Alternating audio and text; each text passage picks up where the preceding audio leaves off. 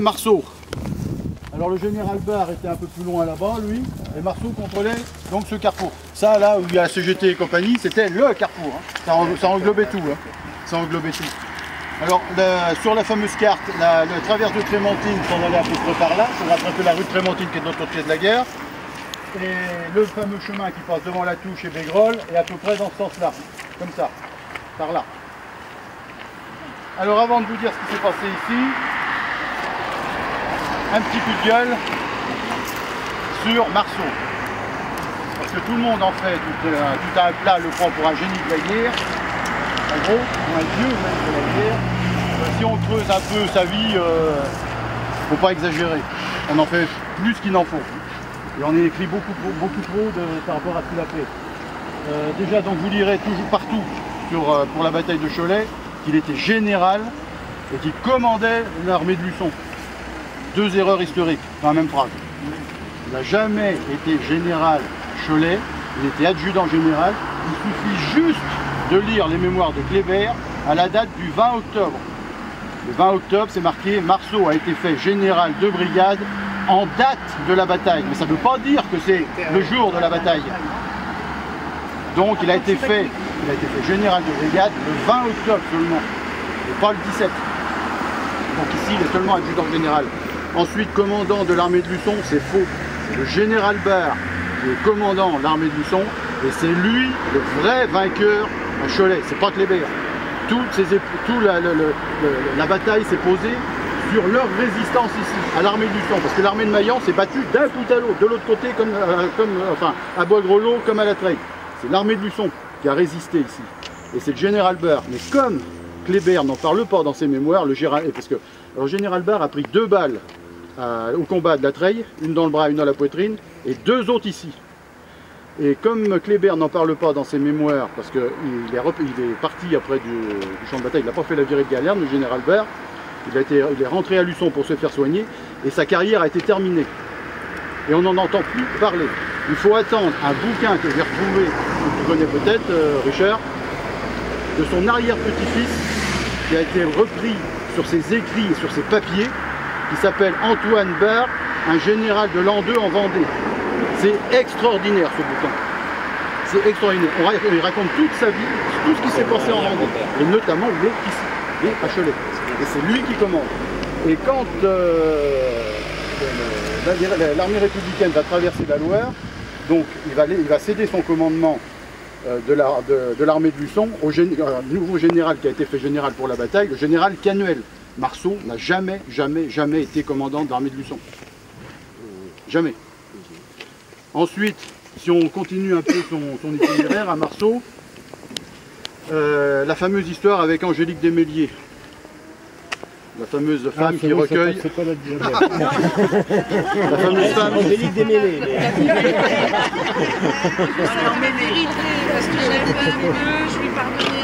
Ouais, alors la fameuse femme donc il a recueillie dans son carrosse entre guillemets au Mans, qui après a suivi l'armée républicaine à Laval, et puis qui a quand même été guillotiné. Malgré les ordres de Marceau, comme quoi c'était presque sa fiancée. S'il n'y avait pas eu Alexandre Dumas dans Blanche de Beaulieu, on n'en entendrait plus parler. C'est tout simple, c'est à cause ou grâce à Alexandre Dumas si on entend parler de cette histoire, sinon... Et ça continue comme ça, à sa carrière. Sa mort. Soi-disant mort au combat à la bataille d'Altenkirchen en 1797. C'est faux. Il n'est pas mort au combat. Il a été tué par un tireur d'élite autrichien, tyrolien, alors qu'il faisait une reconnaissance de son artillerie. Il était en reconnaissance, il n'était pas en train de charger ou quoi que ce soit. Pas ça, mort au combat. Et c'est pas fini. C'est tombe. Je dis bien c'est tombe. Parce qu'il a 4 sépultures. Il a 4 sépultures. Non, il n'a pas été démembré. Il a 4 sépultures, dont 3 vides. Ou pratiquement vides. Enfin, une sûre. Les 2 autres un peu moins. La 3e, il y en a un peu. Alors, je vais vous raconter l'histoire de ces tombes. Quand il est mort, à Altenkirchen, et son corps a été ramassé par l'armée autrichienne. Donc mort au combat quand même là. Il n'est pas mort au combat, il est mort sur place, mais les troupes françaises sont parties, ils l'ont laissé sur place et les Autrichiens l'ont pris. Voilà. Il a été enterré une première fois, mais là on ne le voit plus, dans l'ancienne citadelle de la ville de Koblenz. Et puis quand les Français sont revenus un peu après, Kléber a décidé de faire une belle sépulture à Marceau. Et comme il dit, je ne sais plus si c'est dans ses mémoires ou dans un bouquin, on ne va pas laisser un tel homme manger par les vers. Donc on va l'incinérer et on va mettre ses cendres dans une urne qu'on va mettre dans une tombe d'après les plans de Kléber, c'est une pyramide qui se trouve toujours dans un cimetière à Koblenz. Elle existe toujours, hein, vous pouvez la voir si vous allez la voir. Parce que l'urne est dans le... C'est pas fini. Oh, l'histoire, c'est compliqué. C'est compliqué l'histoire. Jacqueline, faut pas aller si vite. En 1798, le général Bernadotte, sur ordre de la sœur de Marceau, réclame des cendres de son frère. Donc Bernadotte va en ramasser un tout petit peu, il va en prendre un échantillon, c'est tout, hein, qu'il va ramener à sa sœur. Sa sœur va en donner une partie à son ex-fiancé, Agathe de Château-Giron, et à un autre, un compagnon d'armes qui habitait Chartres. Et sa sœur va garder le reste. En 1804, la tombe à Koblenz est pillée par les Allemands. L'urne cassée et les cendres évaporées. Donc la tombe est vide à Koblenz. Il reste juste le petit échantillon.